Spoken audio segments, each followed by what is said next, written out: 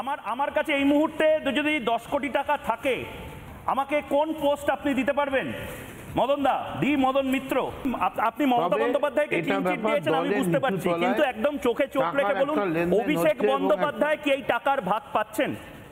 মমতা বন্দ্যোপাধ্যায়কে আপনি তো প্রথম থেকেই ক্লিন চিট দেন, উনি 1 নম্বর আপনি বলেন না। অভিষেকের ব্যাপারে আমার কাছে কোনো ডকুমেন্ট নেই, আমি ডকুমেন্ট ছাড়া তো কোনো কথা বলতে পারবো না। আইপ্যাক ক্ষতি করেছে দলের, আইপ্যাক টাকা তুলেছে, কিন্তু অভিষেক বন্দ্যোপাধ্যায় করেছেন কিনা তার বিষয়ে আমার কাছে কোনো নথি নেই। করেননি একটা উত্তর, আমার কাছে কোনো নথি নেই আরেকটা উত্তর। আমি যাব সন্ময়দার কাছে। সন্ময়দা, তারপর আমি অনির্বাণদার কাছে, একে করে প্রত্যেকের কাছে যাব। সন্ময়দা, আপনাকে যদি প্রশ্ন করা হয় যে আপনার পরিচিত কোনো ব্যক্তি দোষ করেছে কিনা, আপনি বলতে পারেন হ্যাঁ করেছে বা না করেনি, অথবা আপনি বলতে পারেন আমার কাছে কোনো নথি নেই ওই বিষয়। এটা কি কোথাও ইঙ্গিতপূর্ণ?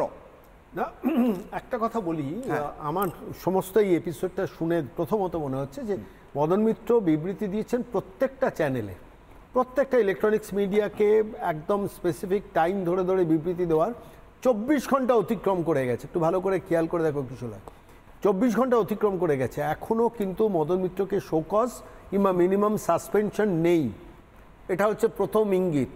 তার মানে মদন মিত্র ওয়াজ টোল্ড যে তুমি এই বিবৃতিটা দাও, তাহলে পরবর্তীকালে আবার তুমি প্রয়োজন হলে সেটা থেকে গিয়ে ব্যাক গিয়ে দিতে পারো। এক, দ্বিতীয়ত আমি শঙ্কুর তোলা একটা স্টেটমেন্টকে আমি সম্পূর্ণ তো সমর্থন করি, যে টাকা রোল করার ব্যাপারটা, 25 লাখ 30 লাখ টাকা দিয়ে যদি কেউ টিকিট পায়, এরা পায়নি বলেছেন মদন মিত্র, যারা পেয়েছেন তাহলে আরও বেশি টাকা দিয়েছেন, তাহলে তার পরের 5 বছরে তাকে কত টাকা তুলতে হচ্ছে, এবং সেখান থেকেই বাংলার দুর্নীতির যে প্রবণতাটা সরকারি দলের বিধায়ক মন্ত্রীদের, সেটা কিন্তু বেড়ে গেছে। এটা খুব ভ্যালিড একটা পয়েন্ট এই মুহূর্তে দাঁড়িয়ে আমার বারবার মনে হচ্ছে।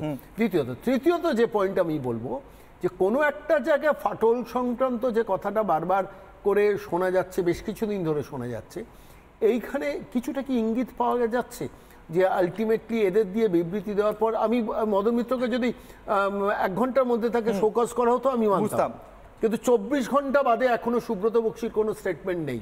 বেশ, 24 ঘন্টার মধ্যে সুব্রত বক্সির কোনো স্টেটমেন্ট নেই। এবং মদন মিত্রর বিরুদ্ধে যারা আদার সাইডের লবি, আমি দেখছিলাম একটু আগে, কিছুক্ষণ আগেই ওই হুমায়ুন কবির তিনি একটা মন্তব্য করছেন, খুব ইন্টারেস্টিং মন্তব্যটা, বলছেন বেচারি মদন মিত্র, বেচারা মদন মিত্র, মানে উনি আদার সাইডের লবির হয়ে কথা বলছেন বলেই বোধহয় ওই ধরনের স্টেটমেন্টটা করছেন, মন্ত্রী তো পাননি সেই জন্য এই ধরনের কথাবার্তা বলেছেন বলে একটু ফিউজ করে দেওয়ার চেষ্টা করা হচ্ছে।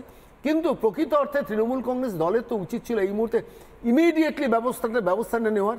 তার কারণ মদন মিত্রের এই বক্তব্যটা 24 ঘন্টা সাস্টেন করা এবং সমস্ত মিডিয়াকে দেওয়ার মধ্য দিয়ে এই তত্ত্বটা কিন্তু প্রতিষ্ঠিত হওয়ার জায়গা। হ্যাঁ, তৃণমূলের টিকিট পেতে গেলে 25 লাখ 50 লাখ লাগে, আর যদি এরপরও তাকে সাসপেন্ড না হয়, যদি তাকে সংশোধন করে দেওয়ার একটা সুযোগ দেয়, তাহলে বুঝবো this instruction has come from the top most level of the state. আমি এখান থেকে দুটো পয়েন্ট পাচ্ছি। এক, আমাকে শঙ্কুদা বললেন যে একদম সরাসরি অভিযোগ করছেন নন্দীগ্রামে মমতা বন্দ্যোপাধ্যায়ের হারের পিছনে রয়েছে আইপ্যাক, যে আইপ্যাক অভিষেক বন্দ্যোপাধ্যায় ঘনিষ্ঠ, আমরা প্রত্যেকে জানি। আপনি বলছেন সন্ময়দা, আজকে এই অভিযোগ যে উঠছে, মদন মিত্র বলছেন কিংবা কল্যাণ ব্যানার্জি আমাদের চ্যানেলে বসে বলেছেন যে একমাত্র মমতা বন্দ্যোপাধ্যায় আছে, দ্বিতীয় কেউ নেই, এগুলো নিশ্চয় নির্দেশেই হচ্ছে। না, কল্যাণ বন্দ্যোপাধ্যায়ের স্টেটমেন্টটা অ্যান্টি পার্টি সেই অর্থে নয়, কিন্তু মদন মিত্র 25 লাখ টাকার স্টেটমেন্টটা কমপ্লিটলি পার্টির বিরোধী একটা স্টেটমেন্ট। আমাকে এইটা বারবার ভাবাচ্ছে যে আমি প্রত্যেকটা ঘন্টা চেক করছি যে কোনো জায়গা থেকে সুব্রত বক্সি লেভেল থেকেও কোনো রকম স্টেটমেন্ট আসছে কিনা, কিংবা অন্য কোনো রাজনৈতিক নেতাকে দিয়ে তাকে পুরো ব্যাপারটাকে কাউন্টার করা হচ্ছে কিনা, তাকে ডাইরেক্টলি মমতা বন্দ্যোপাধ্যায় ফোন করছেন কিনা, কোনো কিছুই হয়নি। দ্যাট মিনস যে ultimately he has been asked to say. আমি এখানে আরো একটা বিস্ফোরক বাইট শোনাই, তারপর আমি অনির্বাণদার কাছে যাব। মদন মিত্রকে প্রশ্ন করা হয়েছিল আইপ্যাক হাতের বাইরে চলে গিয়েছে কিনা, আমাদের লিস্টে 4 নম্বর বাইট, অভিষেকের ফেলিওর হয়েছে কিনা আইপ্যাককে কন্ট্রোল করতে। মদন মিত্র নিশ্চয়ই আশা করেছেন বলবেন যে হ্যাঁ, অভিষেক বন্দ্যোপাধ্যায়ের কোনো ফেলিওর হয়নি, যা করেছেন ঠিক করেছেন, কিন্তু মদন মিত্র কি সত্যিই তাই বলেছেন? অত্যন্ত বিস্ফোরক, প্রত্যেকটা শব্দ খুব কম ছোট্ট উত্তর দিয়েছেন, কিন্তু শুনুন কি বলেছেন। নানা ধরনের কন্টেন্ট দেখার জন্য লাইক করুন, শেয়ার করুন আমাদের ফেসবুক পেজ, সাবস্ক্রাইব করুন আমাদের ইউটিউব চ্যানেল। পাশাপাশি অন্যান্য ব্রেকিং নিউজের জন্য অবশ্যই চোখ রাখুন রিপাবলিক বাংলায়।